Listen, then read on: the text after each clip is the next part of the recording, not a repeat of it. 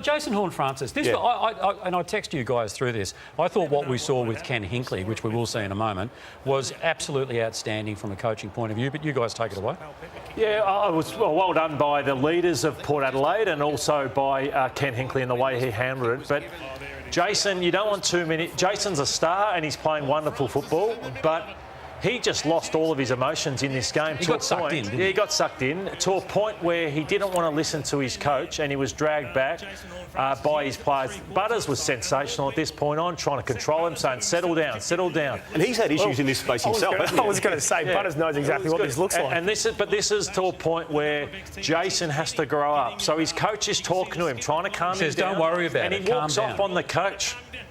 That is still petulant behaviour, and you do not want too many players in your team like that, Rory, in my opinion. It is, but you got to, as your senior players, you got to look after him, and that's exactly what Butters and Rosie have done. Look at Rosie. He's talking to him. He's like, "No, mate, I'm reinforcing the point that my coach is making," and Butters rips him back in and goes, "Mate, I've seen this before for myself, so you got to learn from this." But it's nearly droppable behaviour if your coach is talking to you and you are walking away from your coach, not wanting to hear him out till he finishes. Isn't that the volatility, though, in this player? I choose Lloyd to celebrate that action rather than criticise it. Celebrate what? Celebrate the fact that he's playing for keeps. That he's undisciplined? He still played a good game of footy. Yes, he I'm did. keen to see what the votes are, but I reckon he's amongst the best players on the ground. And I understand all that, but this is what you get with Jason Horne-Francis. He does play to win, Lloydie.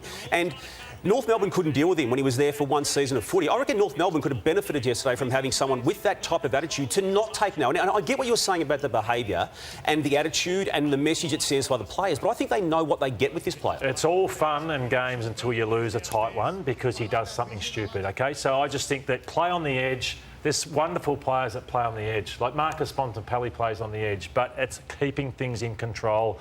When your coach speaks to you, don't turn your back. That's nearly, to me, unforgivable. When your coach talks to you... And droppable, you say? Well, yeah, to a point, if he did that, I'd grab him again tomorrow and say, what you did to me, right, I'm staying, because they had a game to win, so Ken handled himself beautifully. But get him back in and say, do not disrespect me or your senior players like that again, because, again, it'll come back to bite us. I spoke about McAndrew 2 weeks ago. Things come back to get you in this game, in my opinion. It was a tight game. Yeah. If North Melbourne had have got up, do you think the outcome is different for Jason Horne-Francis? It would be a huge story. Yeah, but he still stood up in the last quarter after that moment. Yeah, because he's a great player. I'm just saying he's been around long enough to start to rein this. He's only 21. He's only 20. Look, Dane Zorko went at Chris Fagan last week, a former captain of the Brisbane Lions, going at the great premiership coach. There was an exchange last week that was not to your liking either, but that's okay. And you've got to realise at times, like, it's a heated game. Players and coaches are going to disagree on something. And I'm not sure what Ken said or what he was going at Horne about, but he's entitled to disagree with something the coach says. Yeah, but there's a respect in the way you're saying. You don't need to be a lip reader to work out Ken was saying, don't worry about it, right? Calm down. He wasn't having a go at him. Jason's got to be able to move on quicker. That's the main point to this thing. Yep. Paul Curtis will be a focus of a match review office decision on this tackle on Josh Sinn, because it did cause a AJA for Josh, who was then taken out of the game. Look, I look at that and I don't see too much wrong with it, but we have seen similar moments in the past recently that have resulted in the tackler being sanctioned by the match review office. I'd like to think that can be put into the accidental category, but... When you watch the vision, Paul Curtis drops his knees to try and bring him down. So normally I think the action where you actually pole him into the ground is where you get reported, but I think he tried to bring him down, and then that action then led to him going in.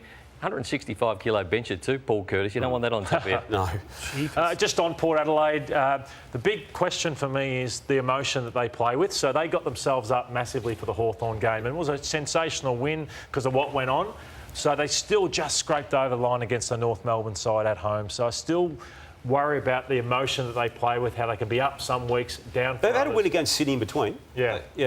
And it's been more about the way they've won for me. Yeah. Their pressure was well off the first part of the year. Their tackle numbers, their pressure inside forward 50, and that's back. Yeah. So I'm looking at more how they play. North needed to respond. I thought North were much better than what they had been, but the way in which Port are playing, I'm going, no, they're back well and truly. Well, we're going to find out next Saturday. We should be licking our lips at this contest because it is the Bulldogs, who have just been wrapping up, and Port Adelaide. So I haven't looked at the other matches, but that's almost match of the round, that one. It is, and I love Sam Palpepper. He's one of my favourite players in the game for what he brings, but is it in the top 10 worst misses in AFL football. So I don't know if he was trying to poke it over just to find a mate in the crowd or something like that, because he just didn't. I don't know if he got a bit too cute or whether he was cooked with the way he plays the game. But it leads us to the worst misses we've seen in AFL football. Just to break up this segment, TJ. All right, yours. OK, well, Malcolm Blight, it wasn't so much a miss, it was a complete judgment there in the goal square, and he put it through the point post. What about poor old Simon Oshold in the famous 1987 prelim final, having this happen to him in the last quarter of that famous game? What about Josh Bruce here? He went mad.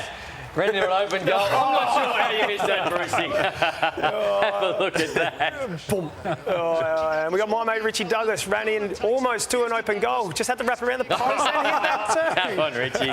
Similar miss to that, as Jonathan Brown called him the pink pig one night. Jonathan Brown, top of the goal square, and misses from the... Look at that. That's a great miss. Dave enjoyed it over the back. That might be the worst, TJ. Dave, we've known each other for 40 years. Can you at least give me some sort of support? Anyway, let's move on.